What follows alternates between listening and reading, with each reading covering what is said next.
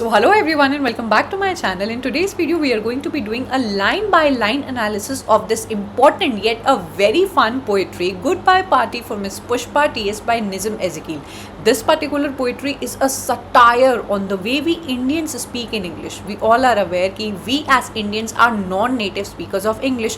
English हमारी मातृभाषा तो नहीं है, but still there are people जिन्होंने बहुत अच्छी फ्लुएंसी हासिल कर ली है over English. But majority of the people को अगर आप देखेंगे they are still trying to get a hang of this particular language. हम लोग grammatical mistakes करते हैं, हम लोग repetitive words का यूज़ करते हैं, हमारी pronunciation and vocabulary इधर उधर चली जाती है. So ये सारी चीज़ें बहुत ही कॉमिकल बना देती है किसी भी नॉर्मल इंसान के मुंह से. अगर आप इंग्लिश को सुनते हो जिसको जो अवेयर नहीं है कि वो गलती कर रहा है, तो वो बहुत ही कॉमिकल लगने लगता है. And that is exactly the subject matter of our today's poetry, जो आपको इतना ज़्यादा फन लगेगा.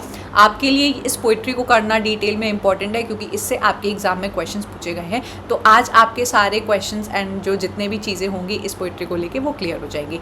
नंबर वन थिंग कि ये पोइट्री बिलोंग करती है निज़म एज़ेकिल को, who is considered the father of modern Indian English poetry. हमारे इंडियन लिटरेचर के अंदर इनका एक बहुत बड़ा नाम है. I have already made a complete video on Nissim Ezekiel जिसमें मैंने इनके सारे works, biography and everything that you need to remember वो बता के रखा है. इनकी एक और फेमस पोइट्री है the night of the scorpion. If at all you ever want me to make another video on it तो मुझे ज़रूर से एक बार कमेंट करिएगा. बात करेंगे हम लोग इस पर्टिकुलर पोइट्री के बारे में. As I already told you कि ये एक सटायर है on the way we Indians speak in English. तो एक सेटअप यहाँ पर बनाया गया है कि there might be a colleague जो एक ऑफिस छोड़कर जा रही हैं. तो जितने भी कलीग के मेंबर्स हैं वो मिस पुष्पा को फेयरवेल पार्टी दे रहे हैं, गुड बाय करने आ रहे हैं. एंड उसमें the kind of sample they are giving of English is so funny that you are going to just enjoy today's video.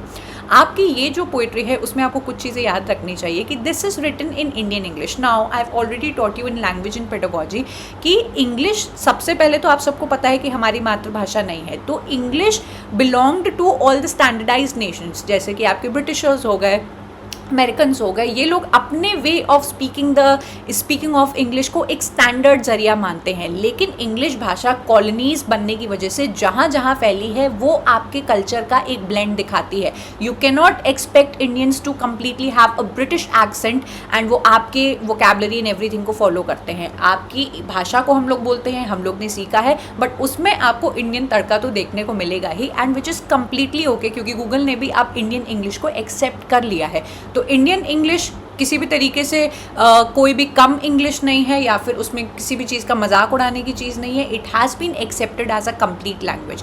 तो ये जो आपको आज पोइट्री देखने को मिलेगी वो कंप्लीटली इंडियन इंग्लिश में है. एंड एज इंडियंस हम लोग को ये पोइट्री तुरंत समझ में आ जाने वाली है. इसके अंदर जितनी भी फ्लॉड एंड ग्रामर मिस्टेक्स जो हम लोग यूजुअली हर दिन में करते रहते हैं वो आपको यहाँ देखने को मिल जाएगी. टोन इस पर्टिकुलर पोएम की कॉमिक, सटारिकल एंड एफेक्शनेट है. बहुत ही ब्यूटिफुल पोएम है. अभी मैं आपके लिए एक एक लाइन पढ़ूंगी तो you are going to enjoy it. Setting इसकी ये है जो मैंने आपको बताया कि Miss Pushpa is going to abroad. वो अब्रॉड जा रही हैं टू अ फॉरेन कंट्री जहाँ पर मतलब वो जाने वाली है. एंड उनके आपस के जितने भी कलीग्स हैं वो उनको फेयरवेल बिड करने आए हैं. तो ये जो पर्टिकुलर पोइट्री है वो आपका एक मेल नरेटर, इनका एक मेल कलीग है जो पॉसिबली आपके निज़म एज़ेकिल ही हैं. वो किस तरीके से इंग्लिश को प्रोड्यूस करते हैं उसके ऊपर ये पोइट्री लिखी गई है. Now I will read the entire poetry for you and मैं आपको एक्सप्लेन करती जाऊंगी एंड मैं आपको ये भी बताऊंगी कि कहाँ पे गलतियाँ हमें दिखाई देती हैं. सबसे पहले, friends, our dear sister is departing for foreign in 2-3 days and we are meeting today to wish her bon voyage. तो सबसे पहले आपके जैसे आप एक ऑफिस का सेटअप इमेजिन करके चलना. तो जो भी पर्टिकुलर पर्सन है यहाँ पे जो नरेटर है वो खड़ा के बोल रहा है कि दोस्तों हमारी प्यारी बहन जा रही हैं फॉरेन, मतलब अब्रॉड जा रही हैं. यहाँ पे होना चाहिए था शी इज़ गोइंग अब्रॉड. तो यहाँ पे लिखा हुआ है she is departing for foreign in 2-3 days. हम लोग हिंदी में बोलते हैं ना कि 2 या 3 दिन के अंदर वो जाने वाली हैं. तो उसको इंग्लिश में हम लोग बोलते हैं इन अ कपल ऑफ डेज. यहाँ पे कपल ऑफ डेज ना बोल के उन्होंने इंग्लिश में ही कन्वर्ट कट कर दिया and he is saying in 2-3 days वो जाने वाली हैं and we are meeting here to wish her bon voyage. अब ये जो बॉर्न वॉयज है is a word which is use जब कोई नदी या समुद्र के रास्ते से शिप पर जा रहा होता है, तो these are the last words that you say to that person. Bon voyage मतलब हैप्पी जर्नी यहाँ पर इन्होंने यूज़ किया गया है which is again a wrong vocab which is used in a wrong place कि हम लोग यहाँ पर मिले हुए हैं इनको सेफ जर्नी विश करने के लिए। ठीक है, नेक्स्ट लाइन में बोला जाता है you are all knowing friends what sweetness is in Miss Pushpa. मतलब तुम सब लोगों को दोस्तों पता है कि मिस पुष्पा के अंदर कितनी स्वीटनेस है। I don't mean only external sweetness but internal sweetness also. ये सिर्फ बाहर से ही स्वीट नहीं है, ये अंदर से भी स्वीट है। अब इस सेंटेंस को सुन के ही इतना वियर्ड लगेगा कि कोई भी कलीग, आपका मेल कलीग बोल रहा है कि ये अंदर से ही स्वीट नहीं है, ये मतलब बाहर से ही सिर्फ स्वीट नहीं है, ये अंदर से भी स्वीट है। This is sounding so weird. ठीक है, miss Pushpa is smiling and smiling even for no reason but simply because she is feeling।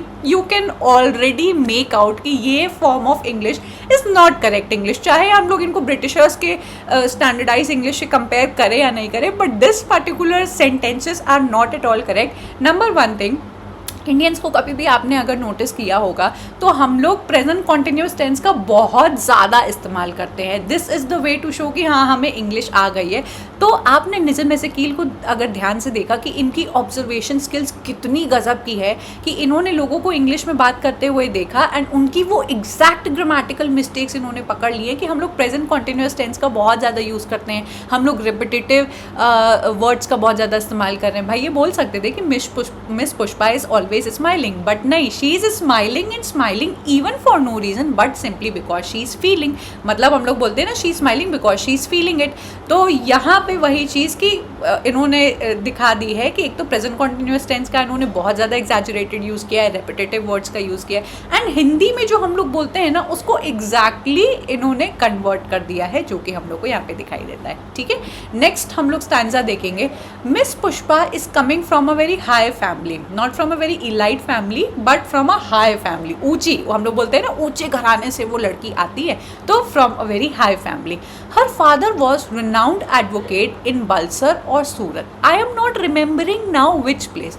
तो अचानक से यू कैन सी कि हम लोग इंडियंस की आदत होती है कि कुछ भी हम लोग बात करते करते बिल्कुल टॉपिक को कहीं से कहीं और लेके चले जाते हैं। अचानक से इनका पूरा ध्यान मिस पुष्पा से हटकर इनके फादर पे चला जाता है और इनके फादर के बिजनेस पे चला जाता है and now this narrator is sitting in front of everyone और maybe standing and remembering, trying to remember कि इनके फादर कहाँ से आते हैं। फिर इनको याद आ गया कि सूरत, yes, once only I stayed in Surat with family members of my uncle's very old friend. His wife was cooking nicely. That was long time ago. Just look at these lines. आपको in line से क्या पता लगता है कि चलो miss Pushpa को तुम लोग सब लोग फेयरवेल बिड करने के लिए यहाँ पर बैठे हो, आप whatever you are speaking about Miss Pushpa से इनका जो ध्यान है वो इनके फादर के बिजनेस पर चला जाता है। फिर फादर के बिजनेस से इनको याद आ जाता है कि अरे मैं भी तो एक बार सूरत गया था। फिर ये अचानक से कहाँ पर स्टे करते हैं, एक ओल्ड फ्रेंड के अंकल के यहाँ पे, एंड देन उनकी जो वाइफ थी कितना अच्छा खाना बनाती थी। आई एम प्रिटी श्योर किसी आंटी को आपने पकड़ा होगा जो बात कर रही होती हैं। तो हम लोग कहाँ से कहाँ बात को कनेक्ट करने लगते हैं। सामने जो मेन टॉपिक हमारा चल रहा है that can just go in vain and we need to talk about our relatives, our connections and what experiences we had. तो यहाँ पे this is so funny and this is so relatable and apt. आप लोग मुझे comment करके बताना कि ऐसा कोई ना कोई रिश्तेदार ज़रूर होता ही है कि आपकी बात के बीच में से भी वो अपना कोई ऐसा सीन, ऐसा कोई वाक्या निकाल लेंगे एंड फिर वो अपना ही बखान करने लगते हैं। Exactly what we are seeing over है। नेक्स्ट लाइन में हम लोग देखते हैं कि ये वापस आ जाते हैं पुष्पा जी के ऊपर। Coming back to Miss Pushpa, she is most popular lady with men also and ladies also। again you can see the repetition, we say कि she is famous amongst men and women। ठीक है, हम लोग दोनों बोल देते हैं men also and ladies also। so this is again very funny कि मिस पुष्पा एक बहुत ही पॉपुलर लेडी है, not just amongst the ladies but amongst men as well। ठीक है, whenever I asked her to do anything she was saying just now only I will do it। मतलब ये of course इस particular line से हम लोग को पता लगता है कि मिस पुष्पा इनकी सबॉर्डिनेट होंगी, क्योंकि आप अपने नीचे के ही कलीग से तो काम कराते हो। तो ये बता रहे हैं कि जब भी मैं मिस पुष्पा से कोई भी काम करने को कहता था तो मिस पुष्पा वाज लाइक कि नहीं, मैं तो ये काम आपको अभी ही करके दूंगी, and that is how he is showing it. That is showing good spirit. मतलब मिस पुष्पा का स्पिरिट बहुत अच्छा है, जब भी इनको कोई काम दो ये तुरंत आपके सामने वो काम करके देंगी। I am always appreciating the good spirit. Again repetition आपको देखने को मिल रहा है। Pushpa Miss is never saying no, मतलब शी नेवर सेज नो नहीं, Pushpa Miss is never saying no, वो कभी भी किसी काम के लिए मना नहीं करती है। She says I will do it right now only. ठीक है, आई होप आपको समझ में आ रहा होगा क्योंकि बहुत ही ईजी इंग्लिश में ही लिखा हुआ है। वट एवर आई और any body is asking she is always saying yes, कि कोई भी कुछ भी इनसे सवाल जवाब करता है तो तुरंत हाँ कहती हैं। And today she is going to improve her prospect we are wishing her bon voyage वाली लाइन ये फिर से लेकर आ गए हैं।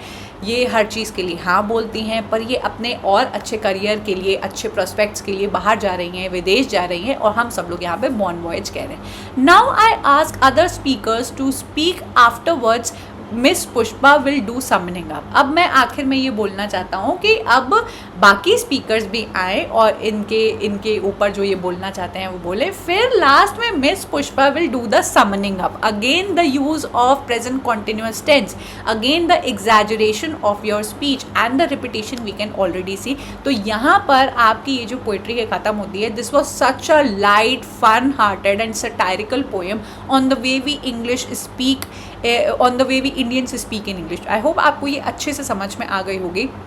आपके एग्ज़ाम में पूछा गया है कि ये जो पर्टिकुलर आपकी पोइट्री है वो किस टाइप की इंग्लिश का यूज़ करती है, तो इस छोटे से पॉइंट को आप लोग याद रखिएगा। The narrator uses babu English which can be considered as a mix of English and Hindustani. क्योंकि हम लोग हिंदुस्तान पे रहते हैं तो हमारा जो वर्जन ऑफ इंग्लिश है वो अब मिक्स होकर ये जो नरेटर है वो बाबू इंग्लिश बोल रहा है, जिसमें आप लोग ample use of ING and funny terms का इस्तेमाल होते हुए देखते हैं। तो ये ज़रूर से आप लोग को याद रखना है कि this exaggeration is quite common in Hindustani and even an important part of Indian culture।